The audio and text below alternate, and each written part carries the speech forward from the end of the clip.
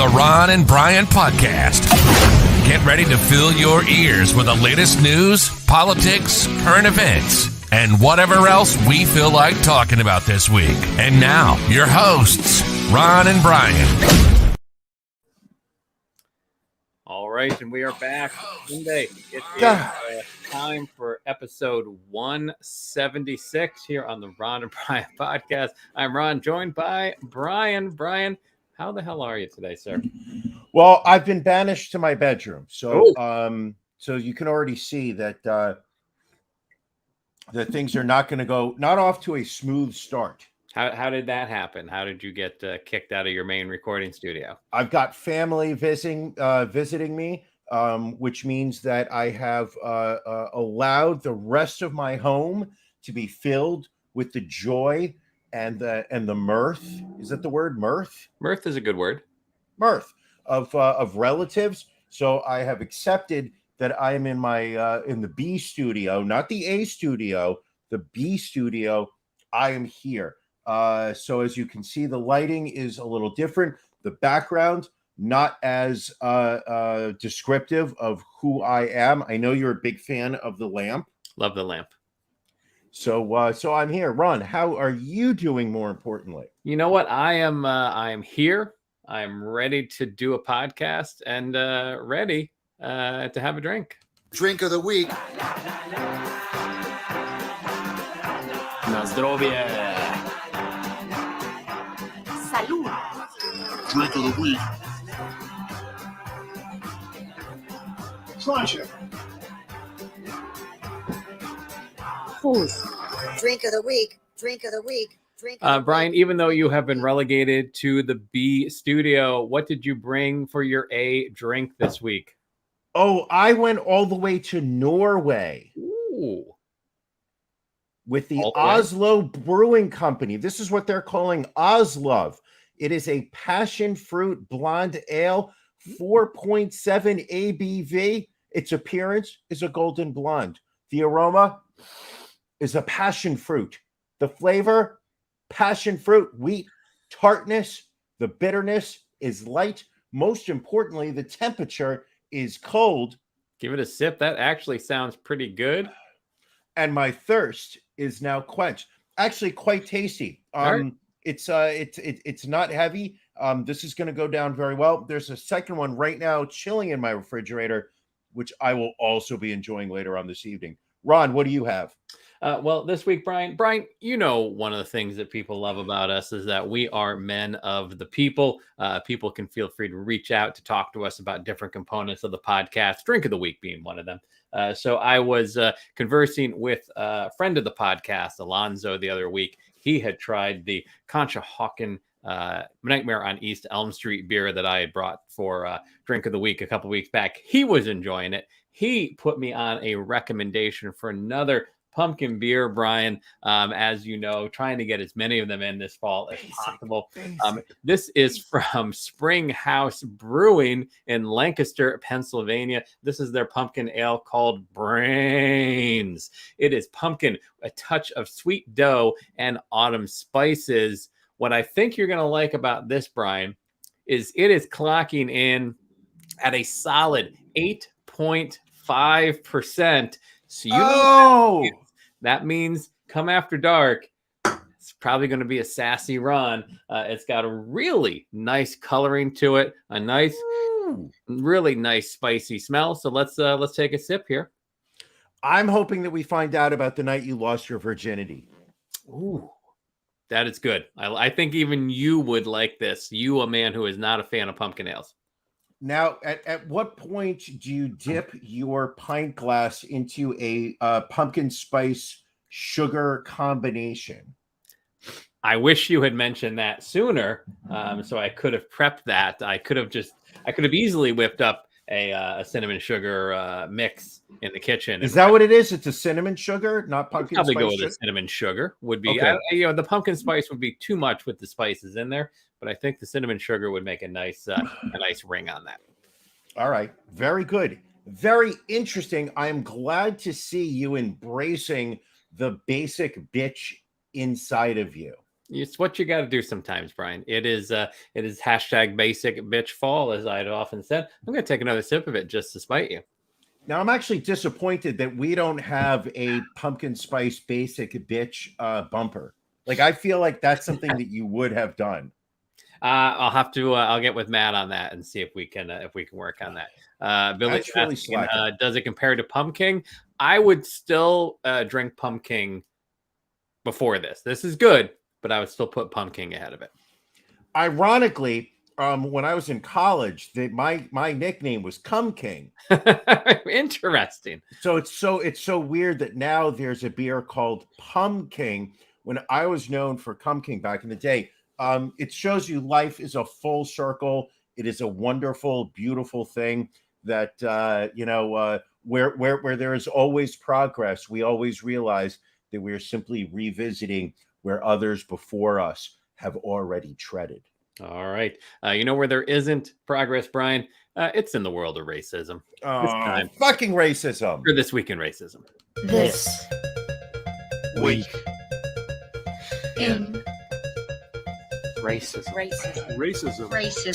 So we've got another solid 2 pages of racism again this week at an 11 font, a little bit larger of a font than last week, but still 2 solid pages. We are going to try and keep this at a tight 10 minutes. So start your clocks. It's This Week in Racism.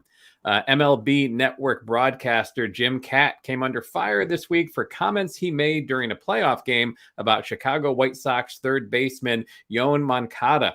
With Moncada up at the plate in the first inning, Katt's broadcast partner Buck Showalter praised Moncada's ability and said in jest, "Can we have one of those?" when referring to the first time Showalter saw Moncada play. The 82-year-old Katt responded with, "Get a 40-acre field full of them." Katt apologized for the remark in the 5th inning, calling his choice of words poor and an insensitive and hurtful remark. Las Vegas Raiders coach John Gruden used a racist comment in referring to NFL Players Association Executive Director DeMaurice Smith in an email 10 years ago, the Wall Street Journal reported on Friday. The email sent to the president of the Washington football team in July 2011 as the NFL and his players were in the midst of trying to resolve a lockout, said Smith had, quote, lips the size of Michelin tires. Gruden told... Whoa. Time out. Pause the clock. Who wrote this email? John Gruden. The head of the coach of something, right? Coach of the Las Vegas Raiders, yes. That's so fucking bad. So Gruden told ESPN he did not recall writing the email, but apologized for the fallout. "I'm ashamed I insulted D. Smith," Gruden told ESPN, adding, "I never had a racial thought when I used it." What? A North Carolina teacher resigned following outrage over alleged comments she made to Black students that they would be her field slaves if it wasn't for the Constitution. A parent of one of the students at Winterville Charter Academy said, quote, "She had them raise their hand during a constitutional lesson and reminded them that if it wasn't for the Constitution, they would be her slaves, her field slaves." The school did not identify the teacher, but confirmed that they had accepted her resignation. Yeah. Only a few days after a teacher in a Kansas City high school used the N-word during class, the Raytown School District is now investigating a second racial incident that took place last week. High school students in a Raytown English class were provided with a worksheet that contained many racial, misogynistic, and homophobic slurs in it used to teach the Laramie Project. School officials stated that the worksheet was updated earlier this year with a new version that omitted the questionable language, but for some reason, the old version of the worksheet was used. A woman is facing a civil rights violation after allegedly threatening a 9-year-old Black boy who was playing in a park with her son in Dover, New Hampshire. The complaint alleges that Christina Graper, 51, threatened the boy and called him racial slurs after he accidentally broke her son's toys. Witnesses also say that she threatened to kneel on his neck, to which she countered that she only said words to the effect of, "You wonder why you guys get expletive kneeled on." Graper faces a maximum civil penalty of $5,000 for civil rights violations. Wait a second. You can face civil fines for being racist? apparently in New Hampshire for civil rights violations. Yeah. Wow, that's very progressive. Holy cow! Yeah. I'm okay with that. All right. A construction company is being accused of discriminating against Black workers and firing 2 employees after they complained about a hostile workplace, according to a lawsuit filed by the EEOC. The suit, filed on September 30th, alleges that while working on a job site for the Whiting Turner Contracting Company, Black employees were subjected to segregated crews, porta potties covered in graffiti with derogatory phrases like "Go back to Africa" and references to the KKK and white power.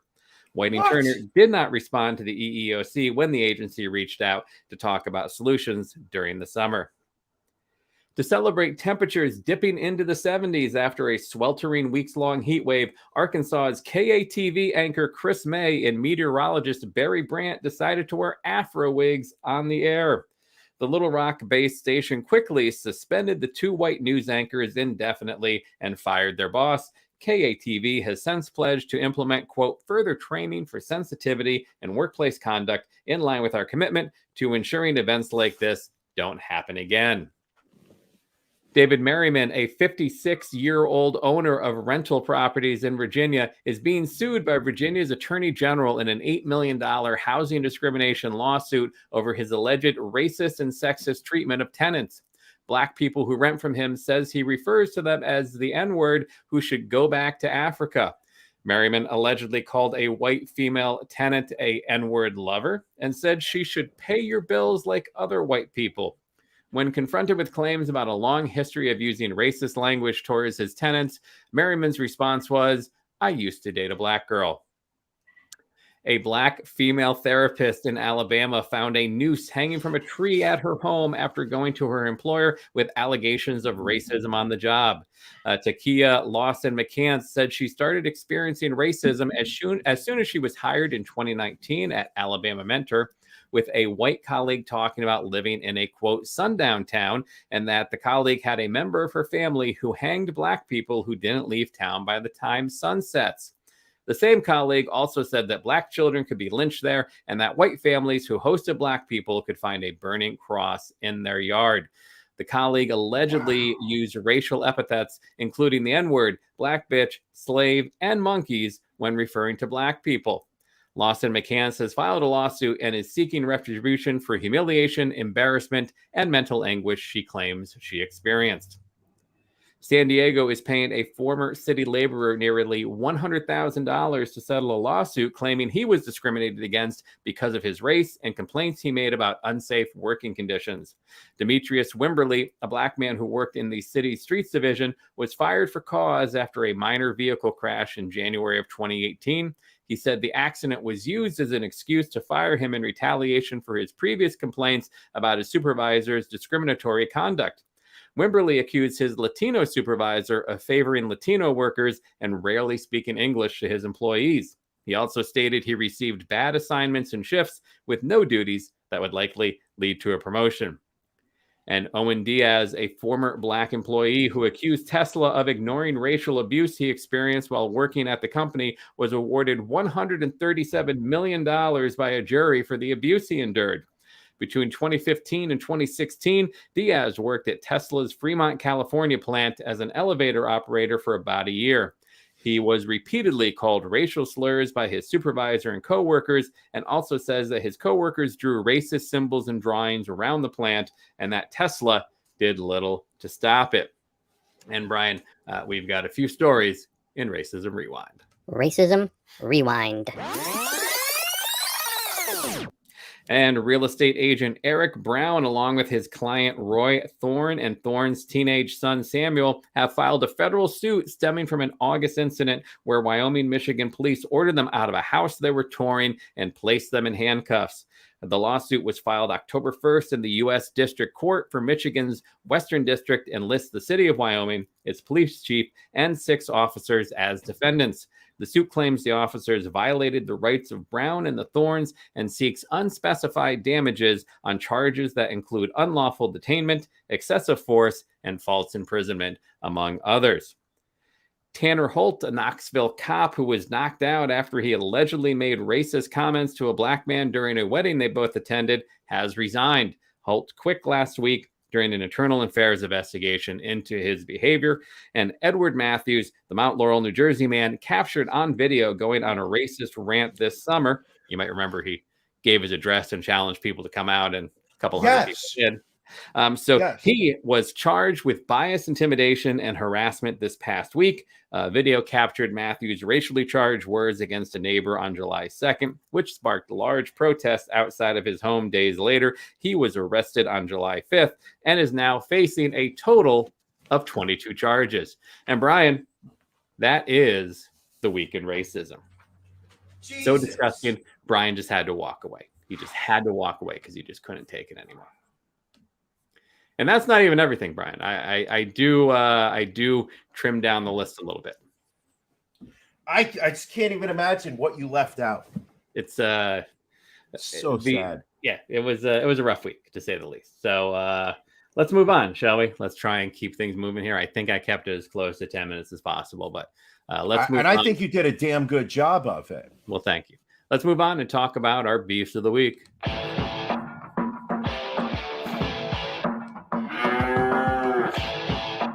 Ron and Brian's Beef of the Week.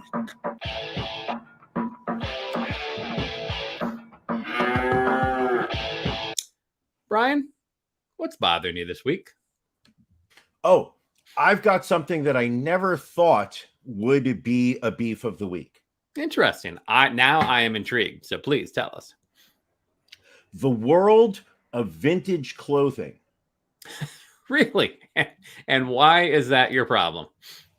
All right. Recently, I was encouraged to watch a YouTube video on the history of vintage clothing and the way it was introduced into society originally as a way for the underclass to obtain clothing that had once belonged to the wealthy. Okay. How over years it has become passé, become hip again. In the modern age, it was primarily driven back into popular age by the Nirvana frontman Kurt Cobain, who would go to vintage secondhand stores and buy flannel shirts and whatnot, and he made it cool to not look like you were made of wealth and whatnot. So I felt like I had been given the crux of what vintage clothing shopping was going to be. Okay. As I mentioned earlier, I have family in. I have my two nieces who were very excited about the prospect of going vintage clothing shopping in Manhattan, New York City. The city so nice they named it twice. The city that never sleeps.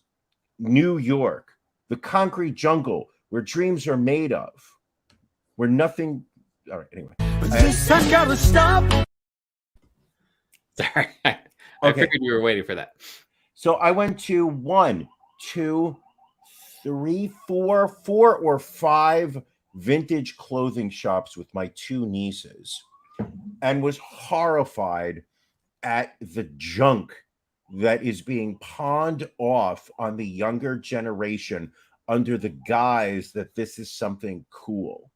Like, what I did not realize now is that the whole aesthetic for women in their teens, early 20s is not to go to the mall and buy new clothes, but to go to a store that sells you clothes that somebody else bought, wore, doesn't want anymore, sold back for a fraction of the price, at which point you then pay, in some cases, just as much as the original item was sold for, so that you can wear something that was in fashion years ago.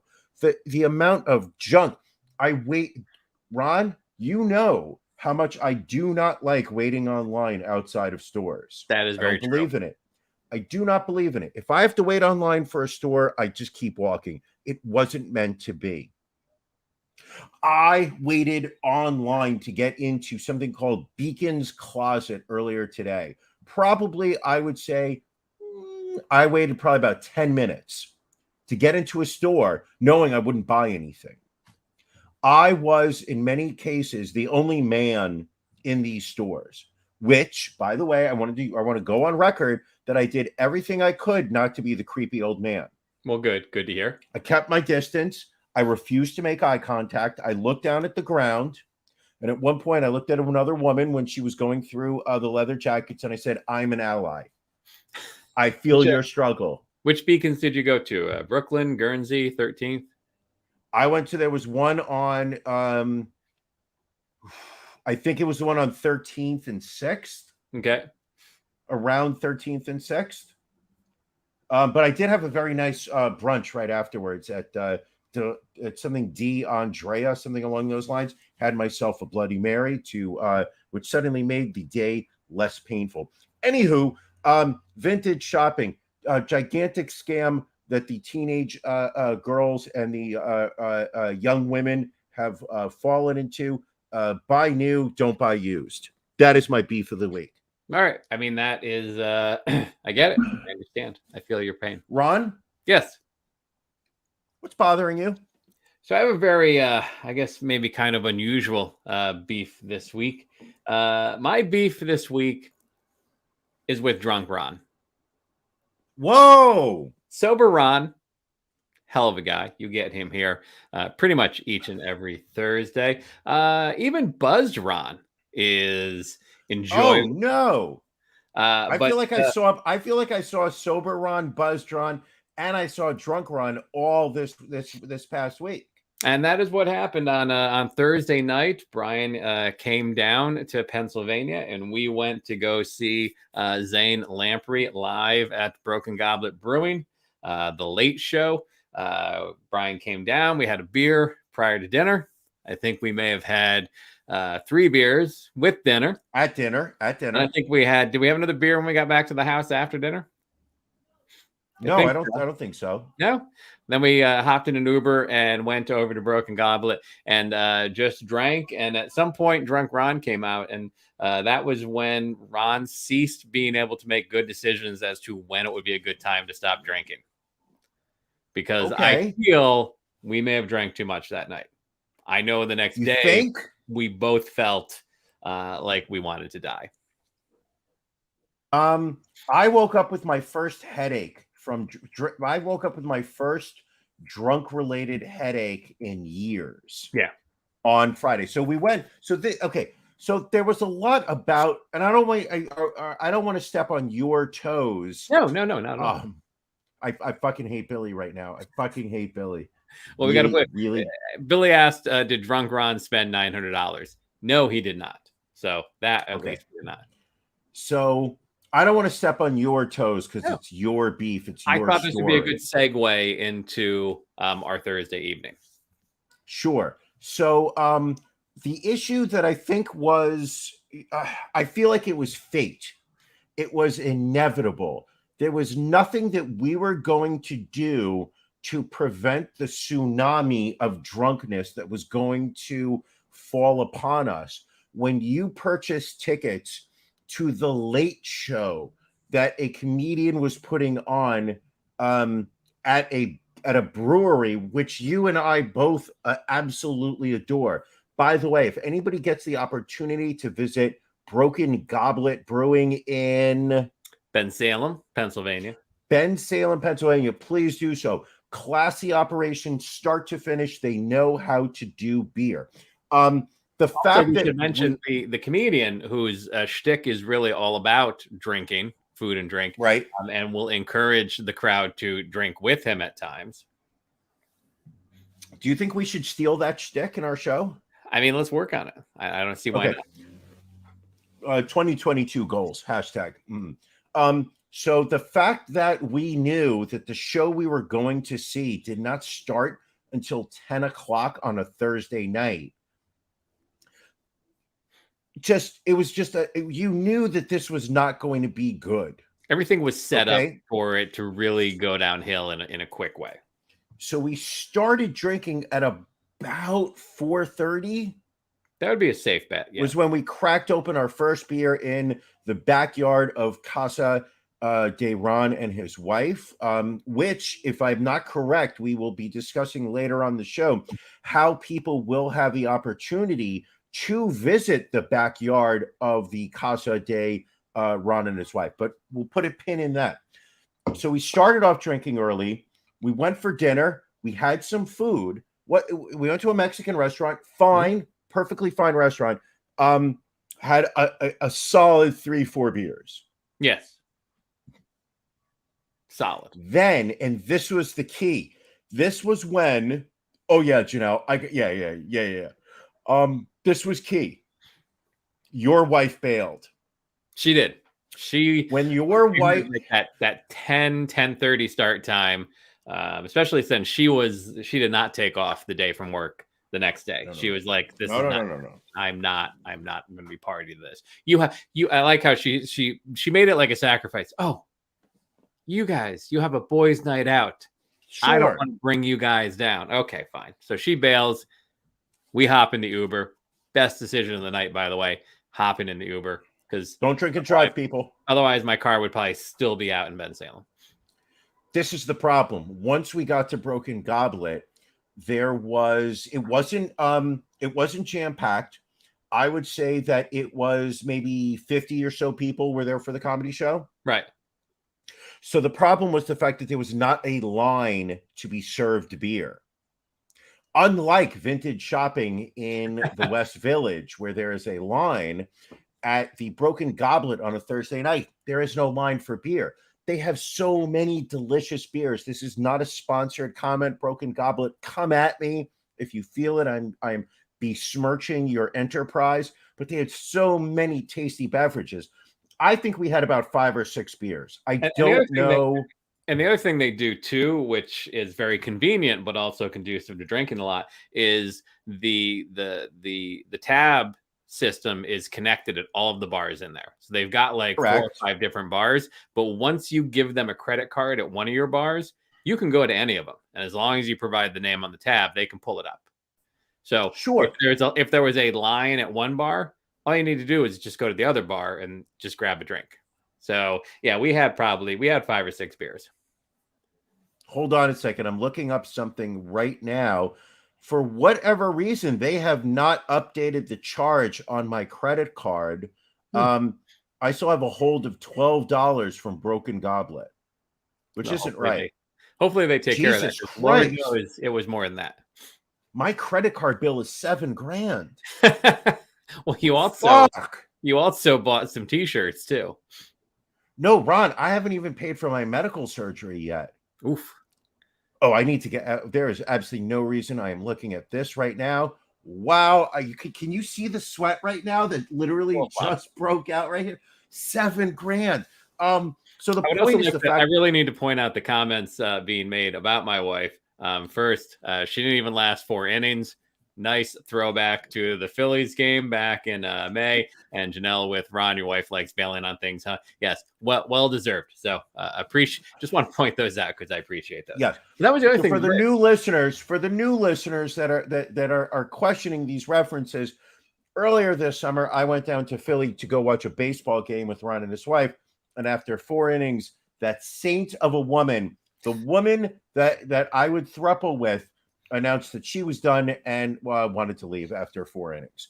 But getting back to Thursday. Let's talk merch real quick because, Zane had his merch table set up. And at the beginning of the evening, we went over to the merch table and we looked at the t-shirts. It was really just two t-shirts, one with like yellow lettering and the other with gray. Sure. We looked at them. We were like, we can live without these t-shirts. They're $30.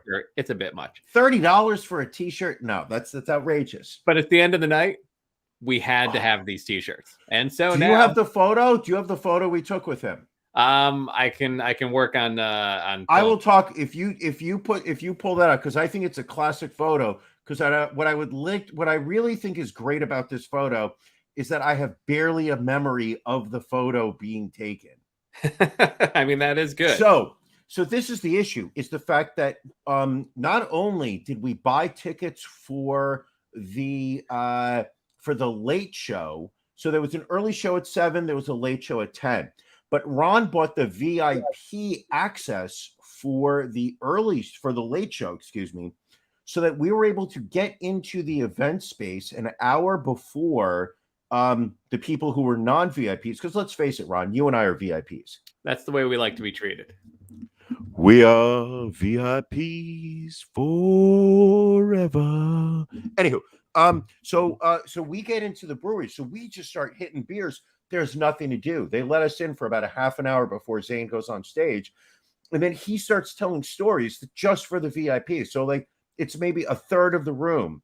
So it's very intimate. He's, we're asking questions that that he's not opening up to everybody. And during it, he's just like, got to take a drink, got to take a third of your drink, got to take half of your drink. So we're pounding him down. So by the time he went on stage to start, and he's got a very great, Ron, you know the history of Zane Lamprey, the name. You can tell the story a little bit better about who he is. But the thing that's great is that he has did a travel related drinking show. So he's got these amazing travel stories from his days of doing his TV show. So his comedy show is really just just telling maybe 10 of these stories that he has, but he tells them in such a comedic, funny way that you're enjoying yourself the whole show. Yeah, I mean, he's been around the world. His shows have always centered around food and drink, and yeah, I mean, he's lived a life that I think many of us would be envious of living. And yeah, so we went to the merch table. We bought some shirts. We were like, oh, let's get a photo. He's like, oh, I'm take the photos, and then because he could see. I have like 100 variations of this photo on my phone right now, and you can see. I'm going to tell you this. I was sleeping halfway through his show. I just put my head down and fell asleep. Ron says that I woke up to a startled kind of what was the noise? You're not doing it justice. So I am sitting there and I can't. I'm trying to focus on the stage because you see and listen to the stories, and all of a sudden I hear this from alongside me.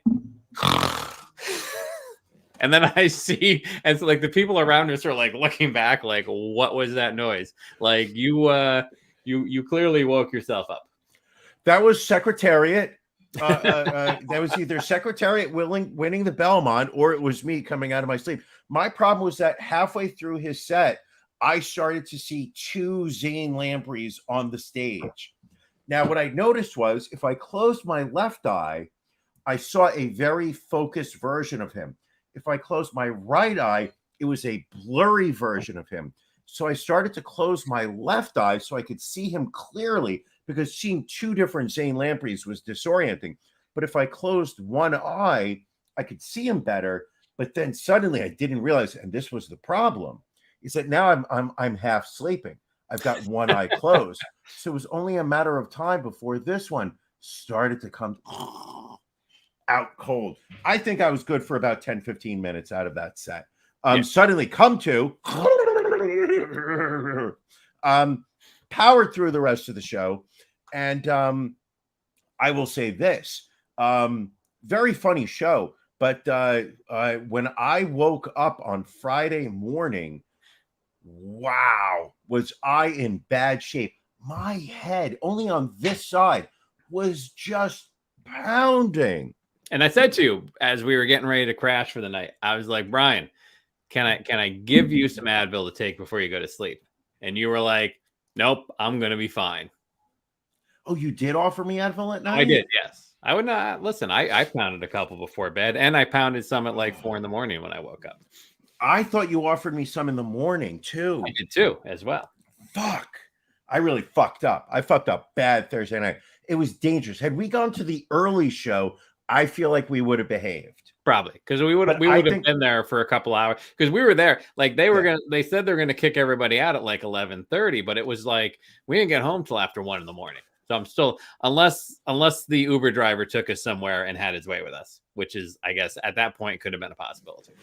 I did have some rectal bleeding that to report Friday afternoon. I don't know whether it was related or anything. We got home that late. Oh yeah, it was a long night.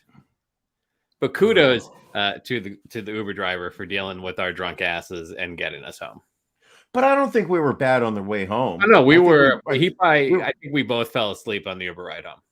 Sure. Maybe that's when he had his way with us. But really, truly a very fun time. My only concern, another good Billy comment. My only concern was the fact that it was the Thursday night and we still had Friday to power through. Right. My Friday, and we'll talk about this in a second. My Friday, I woke up in suburban Philadelphia and had to figure out a way to get into suburban New Jersey because I was going over to meet up with a friend of mine who was having a 50th birthday party for some friends of his, where we were going to see the Many Saints of Newark in a movie theater. That's right. I revisited the Sopranos story of the Sopranos family. Like, that was the name of the crew? I guess that's kind of what it was for. I don't know. Ron, you saw the Many Saints of Newark, correct? I did. We haven't spoken about it until right now. We have not spoken about it as of this point. And what are your thoughts? Let me preface this by saying that I did not watch The Sopranos. I vaguely know the characters and the storyline, but that is not a show that I used to watch. Are you leaving in disgust now? You son of a bitch! I have thoroughly disgusted Brian up to this point. And I think, but again, I think it's important because, I think now I know how you feel watching a Marvel movie. Okay, let's talk about this. You were alive in America during I did not have HBO. That was what it was. I did not have HBO back then. Wow. But you have it now. I have it now, but I have not watched The Sopranos. Okay, now my question to you is this.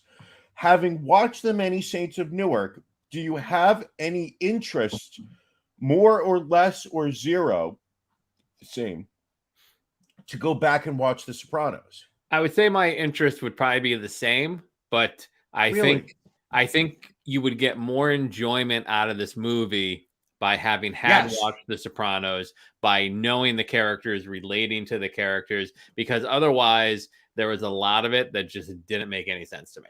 It just really jumped around, and it was very disjointed. It's not a very good movie to begin with. Right.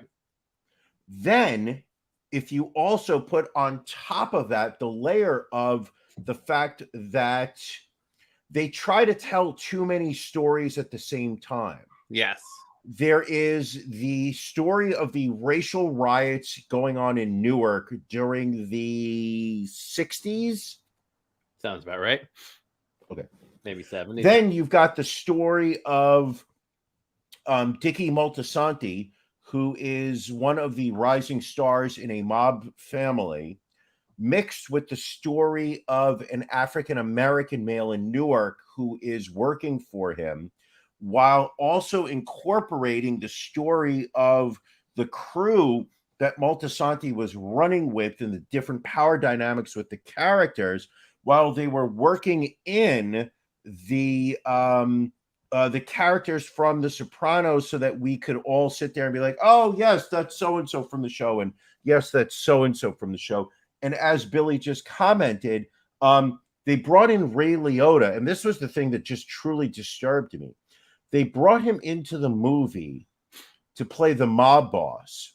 And spoiler alert. If you don't want to the spoiler alert, because fuck it, I don't give a shit. Fast forward about 7.5 minutes from now. So they bring in Ray Liotta. He is the head of the mob family who is killed. Then 3 minutes later, they bring Ray Liotta back as this guy's brother who's in jail. There was no need to keep Ray Liotta as the same as an active character. They could have hired any other actor in Hollywood and asked that man to play a member of the mob family who's doing time in prison. There was literally no. If you want to make a mob movie, Ray Liotta needs to be a part of it. So he was a part of it. And they probably said, you know what? Fuck it. We're just going to put him into 2 different roles and see if anyone says anything. Like, there was no need for it. Even if they had said, like, yeah, I went to go see Hollywood Dick's twin brother. All right, that would have made sense to me. But, like, literally, Dickie just goes to prison and then Ray Liotta just sits back down. And I will admit, by this point, I was not paying as close attention to the movie as probably I should have. Sure. And I was like, wait a minute. Wasn't really Ray Liotta just playing another part like 5 minutes ago? Well, it was the weirdest thing because like there's one scene where like the guy dies, where Ray Liotta dies. Very violent death. And then literally 4 scenes later, somebody goes to prison and Ray Liotta walks out without them explaining that he exists. Right. So you're immediately sitting there like, is this a ghost? Is this like an apparition of some sort? Is this like a memory? Like, is this a what do they call that? Where it's a back flashback? This is a like it made no. They didn't explain it in advance. So it's not a great movie. The trick is the trick here is the fact that for the fans of The Sopranos, this is a prequel. So that this is a story probably about 30 years before when The Sopranos really kicks off. So it was very nice to see some of the older characters from the TV show back in time when they were coming up. I enjoyed it. I really liked that aspect of it. It's not a very good movie. Standalone, like, which I find it interesting, your take on it as somebody who has not watched The Sopranos, is I would imagine that it would literally probably is just a shit movie. Oh yeah, no, it if you have not watched The Sopranos, hands down, this was a horrible movie. That's like me watching WandaVision. Exactly. That's why I made the allegory. I now understand what it's like. That's why I said it, Ron, because I know you had just said it. My friend. But yeah, I was just that was pretty wild in my opinion. And I enjoyed it, but only because I had so much, and I've watched The Sopranos several times, probably about 4 times from start to finish. Let alone episodes here or there. But I've probably watched it in its entirety run 4 times. I love the show. So for me, it was just the ability to go back and just see some of these characters, which struck a chord with me. And also I saw it in a movie theater with friends. A lot of these people I have not seen in a very long time, which also made the experience that much more fun to me. Do you think James Gandolfini's son will act in any other movies ever again? I really hope not. He's not a very good actor. No. I think he's got a weird voice where it's like, hey, I don't know. What do you think we're doing here? What's going on here? Hey, terrible actor. But there was let's not single him out because I feel there was a ton of horrible acting in that movie. I think you had people doing their interpretations of the characters that existed in The Sopranos back in the TV show. Like, what the hell was up with the actor that was supposed to be Steven Van Zandt? Oh, he was just literally doing a Steven Van Zandt as Silvio interpretation, but not even a good one. But no. But that was what he was supposed to be doing. No, I get that's the only reason I knew who he was. Well, let's sure. If it weren't for the hair, I don't think you would have had any idea who he was supposed to be. And he's walking around like this the whole time. Like, you should really see a chiropractor about that. There was one scene. There was like, I would say it was about maybe 45 minutes into the movie where somebody was referred to as Paulie. Yeah. And it was at that moment that I realized he was supposed to be Paulie Gualtieri from the TV. I had no idea who this character was supposed to be. Like 40 minutes into the movie. For me, Don't do it. At one point, there's one scene where Dickie Moltisanti's talking to I think his wife or his girlfriend, whatever, and she says something to him, and he looks at her and he goes, "Oh!" Which literally reminded me of Dice doing his bits in the mid 80s, where he was just like kind of like mocking the whole like Italian movie culture. But it was as base as you could get in that whole trope. Oh, did I say trope? You said trope. But it was just I think Janelle did not like the actor that was playing Paulie. Word on the street is Yeah, word on the street, Janelle did not like the actor that was playing Paulie. The point is just the fact that like I enjoyed it only because I have so much invested in The Sopranos that it was nice to see just the same story told from a different time frame, a different angle. Without that level of attachment, I don't think that somebody would enjoy it. All right. Well, Brian, this may be a record. We have gone 45 minutes into the episode without having a COVID story. Hold on, we're not done yet. No, hold on. I finished Squid Game. Oh, Squid Game. And what did you think of the final episode? Such a disappointment. Absolutely fucking hated the last episode. Yep. Are we doing spoiler alert now or no? We can spoiler alert if you have not seen the final episode of Squid Game. Jump ahead like 2.5 38 4. Okay, we'll give 4 minutes. Okay, I just thought it was a total cop out that they brought back the idea of who they felt the need to explain who the puppet master was. They didn't, I don't think they adequately or they explained why these games were taking place. I don't think that it added, I feel like it detracted from the overall story. I think that story would have been better had they just ended it with the guy winning and just showing the trauma that he had to carry with him, having won it. They should have ended it right there. Like they nothing after felt the need to put something into that final episode to set it up for a potential season 2. But you know what? Season 2, I actually found was the idea of the way they ended it was even more insulting. Yeah. Because the idea that he couldn't get on the plane and walk away, but somehow turned around to because the pull of competing again, did he think he was going to be able to go back and stop it? Was he going to? I don't know. What didn't make sense to me is he literally does Squid Game because survives it because his love of his daughter and him wanting to be able to provide for his daughter. Sure. And then at the end of the season, when he is ready to get on a plane to see his daughter, he turns around and walks away. Yes. I think the first 8 episodes, episode 6, genius with the marble game. Which one was 6? The marble game. Oh, the marble game. Episode 6 it might go up in one of the best episodes of a TV series that you will see, because it is completely unexpected. It is, again, the entire series, it's very original, it's very well done. Sure. But it just really, that last half hour of the final episode just really kills it. The whole fact when they bring back the old man. Just absolutely. It was unnecessary. It didn't add to the story in any way. Right. All right. We are done.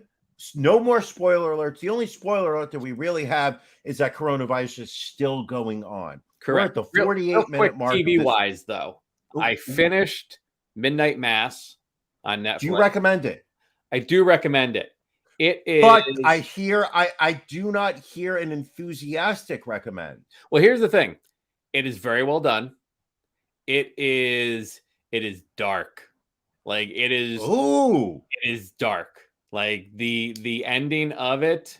I mean, it's a very good ending. They don't shortchange the ending, but it is a bleak, dark series that, like, you watch it and, like, normally you want to see some redemption at the end of a season. Sure. And you do not get that. You do not get any type of happy ending. So if you like, I've never had a happy ending with a very dark finish. I recommend it. Again, I watched that final episode, and you just watch it, and you're just like, because you're like, you don't see a lot of it coming. So I would walk me through the plot again. So the plot is this island, this fishing island up in New England, and a priest comes to the island to take over for an older priest, and miracles start to happen, and there's a lot of supernatural stuff. So it's very interesting. I don't want to say too much because there's not a lot I can say that doesn't ruin the story, but it is dark. It is just real dark. I feel like I am always going to be one TV show behind you. Very possibly. Like you come on this show, you recommend something, and I want to talk about it the following week. You know what's dark, Brian? Is hold on. Yeah. Chocolate pudding. That too. But Jeffrey Burnham, and let's see if we can get his photo up on the screen here real quick. Jeffrey, talk to me. Is from Maryland. Oh, hold on. Oh, I remember this guy. This guy stormed the Capitol on January 6th. Shockingly, he did not. He is charged now in the deaths of his brother, his sister-in-law, and another woman. And apparently, as the story goes, is that he may have killed his brother, who was a pharmacist, because the brother was administering COVID-19 vaccines. Jeffrey Burnham apparently wanted to confront his brother with the government poisoning people with COVID vaccines. He repeatedly stated, Brian knows something. Burnham's mother told detectives he planned to confront his brother and then killed his brother, his brother's wife, and then another woman identified as 83-year-old Rebecca Reynolds. He has been charged with 2 counts each of first and second degree murder, as well as weapons charges, and will eventually be charged in the death of Reynolds, who was a friend of his mother's. That's so fucking sad if that's true. Yeah, very, very sad story. Wow. That's I really hope that's not true. We will keep an eye on it and see what happens. But on the COVID side, Brian, we will be able to celebrate the holidays after it seemed like thank you, Fauci. Dr. Fauci was saying that we shouldn't spend Christmas together. He turned around. He's like, no, I am going to celebrate Christmas with my family. I recommend everybody else does. And it was just announced earlier today that kids can go trick-or-treating this year for Halloween. Just making sure obvious precautions are taken for that. Now, speaking of Halloween, Ron, how will you be celebrating Halloween? Well, Halloween is my wedding anniversary. This will be 8 years that the wife and I will be married.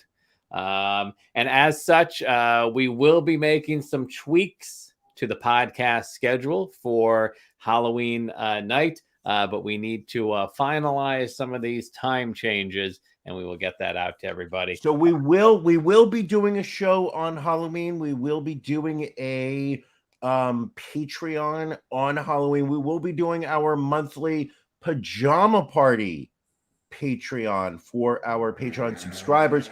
It will probably be at a different time than we normally schedule. I have yet to finalize the Can You Beat Ron game for October. It will definitely be horror themed. Still tweaking those, but we will be doing it.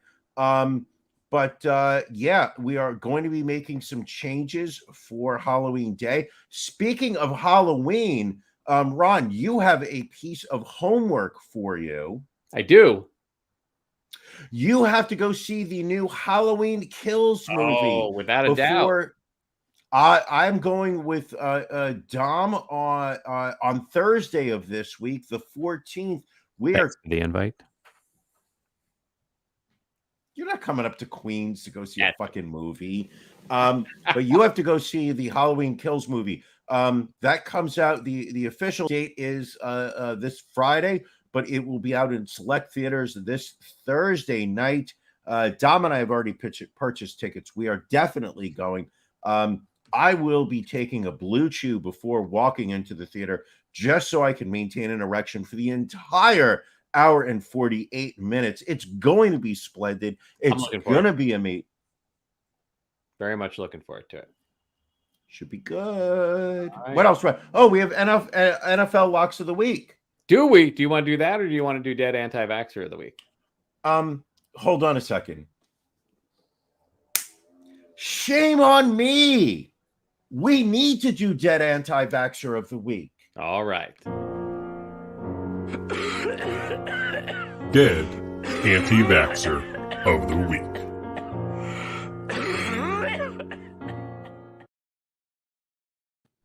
Well, before we get into our candidates for Dead Anti-Vaxxer of the Week, we do have kind of, I guess, a special person that we want to point out. This is Patrick Hampton, seen in this photo with the Mr. Pillow guy. Was that Mike Lindell? Is he Mike Lindell? Mike Lindell. He's a patriot. He is a patriot, Ron.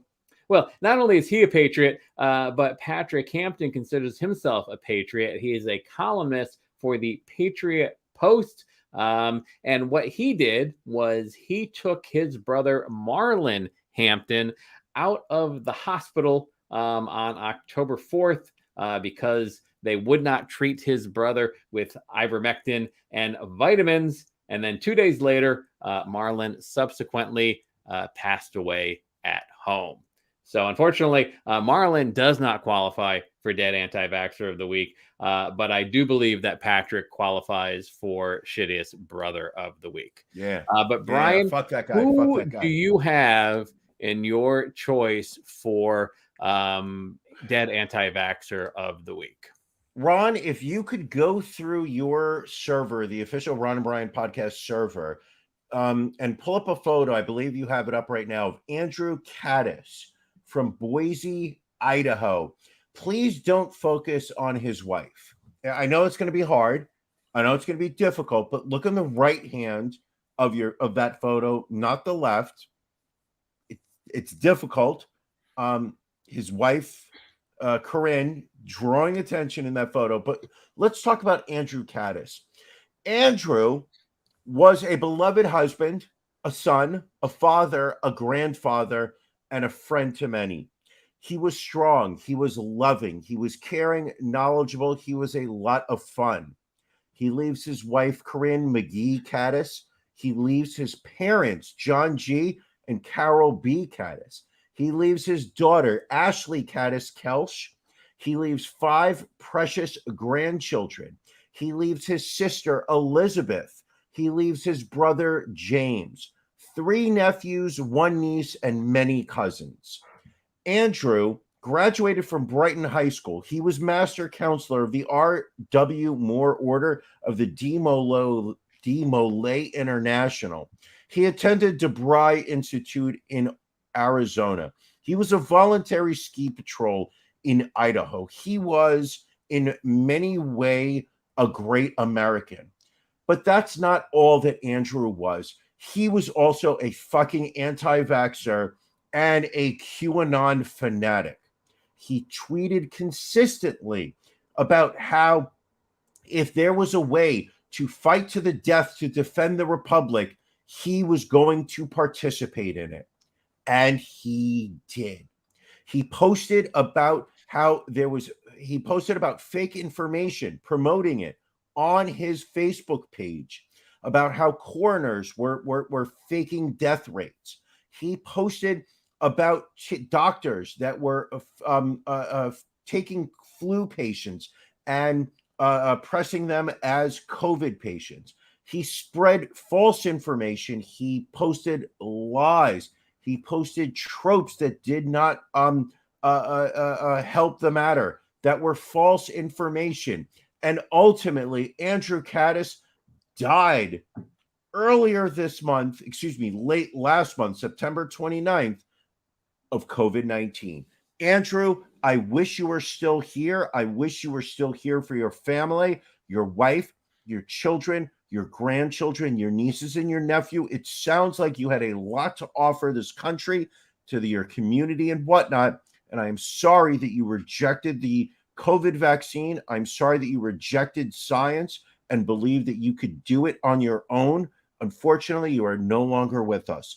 Andrew, I am sorry. I think his wife may have been suffering from Chompers 19, because those are some teeth. Anyway, Brian, I hate to, again, try to outdo you, but my friend, I bring you the story of a gentleman by the name of Jerry Parr. Jerry was a pastor in Tennessee, in Powell, Tennessee.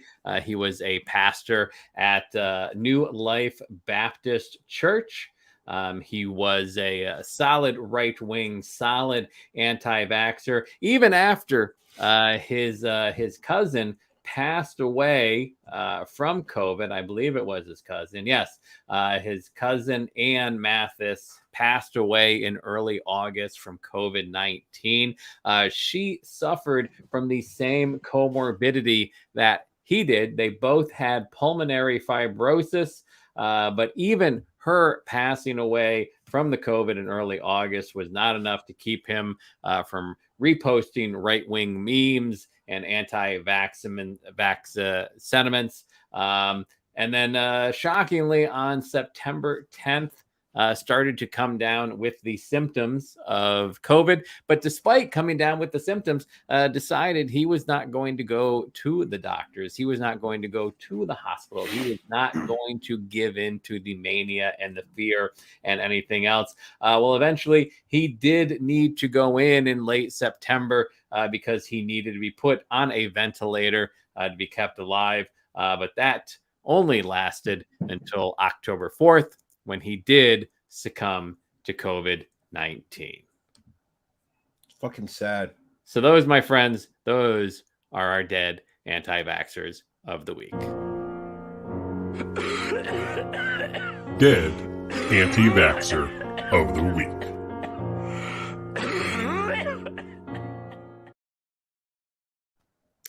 Well, Brian, we would be remiss to get out of here if we did not give people our NFL locks of the week. If I may give you some kudos, perfect. Well, trailing perfect. We're still waiting on the late game, but you looked at Pittsburgh as a 2-point underdog against Denver. You're like, you know what? I think this is the week that Pittsburgh steps it up. Sure enough, Pittsburgh beats Denver 27-19. And we all know the daring pick that you made for the Sunday night game. And that is looking good so far. So I feel pretty confident in your ability to be perfect this week as well.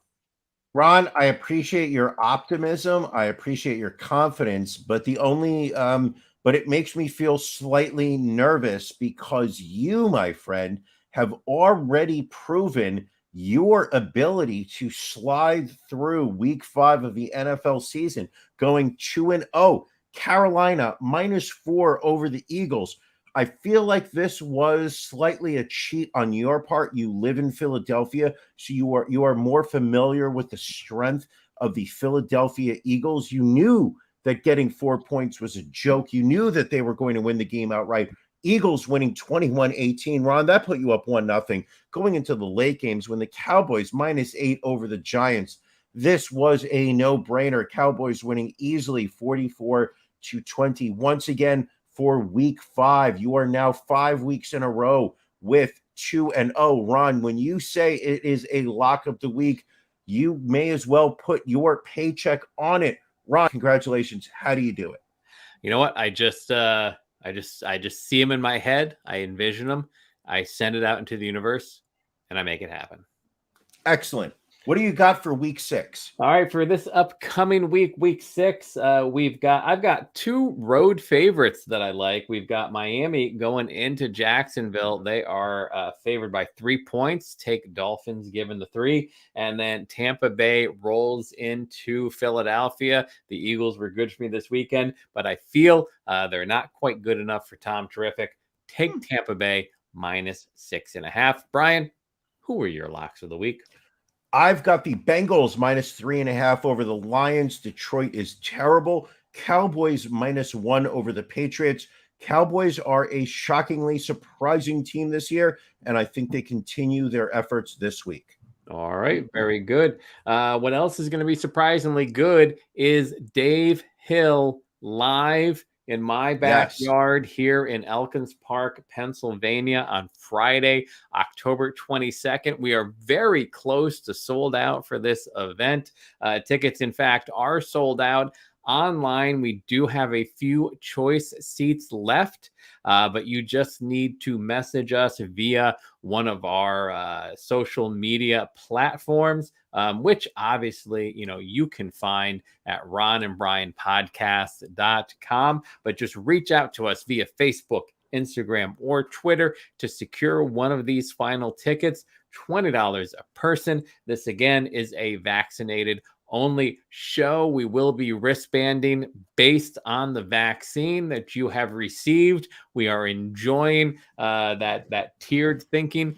We are vaccine snobs, and we are not afraid to say it. But also, you can go to ronandbrianpodcast.com for our web store. A lot of great merch, but more importantly, a link to our Patreon in the upper right-hand corner. Click on Become a Patron. Go to our Patreon at the bronze level or higher, $10 or more. You get access to Ron and Brian After Dark, which will be taking place at 9:30 tonight, just 25 minutes from now. I just finished an 8.5% beer. I'm feeling sassy. So you folks that have been with After Dark for a while know what that means. It's going to be a fun night. Yes. Brian, any other stories that we should cover before we get out of here, or have we done anything we didn't get to? Is sliding into the Patreon. I'm going to be talking about the first time that I sucked on toes. It's going to be a great Patreon. All right. Well, we are looking forward to it. Again, just 24 minutes away now from a fun After Dark. So we are going to close up shop here. We appreciate everyone that has joined us on the live podcast. We appreciate all of you that download and listen during the week. You Patreon folks, we appreciate you. Just a little bit more, because you significantly more. We appreciate you significantly more. I'm trying not to, try and not make the cheap people feel too bad. No, I want to make the cheap. If you are freeloading this is episode 176 of the podcast. We've been doing this for over 3 years, people. Yep. If you have accepted the entertainment that we have provided and not felt the need under any circumstances to help support this show monetarily, then I will shame you. Because the people who have sat there and said, I have $1, take a third of it, because I want you to be able to offset the cost of the show, because this show is so amazing. It is so important to me. Those are the people that mean so much to me. So if you want to curry favor with me, join the Patreon. Link is below. Go to our website, click the link in the upper right-hand corner. Join the Patreon. We have 175 episodes. There is so much content out there.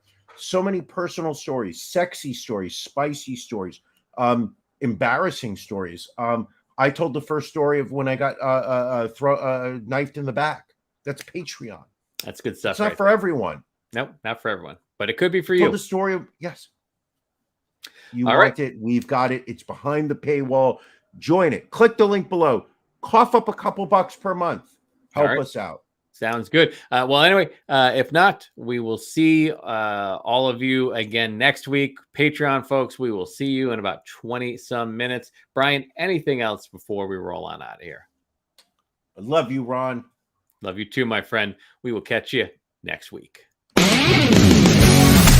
Thank you for joining us on the Ron and Brian podcast. We're live each week on YouTube, Facebook, and Twitch. You can find prior episodes, links to our social media, and everything else Ron and Brian at ronandbrianpodcast.com. See you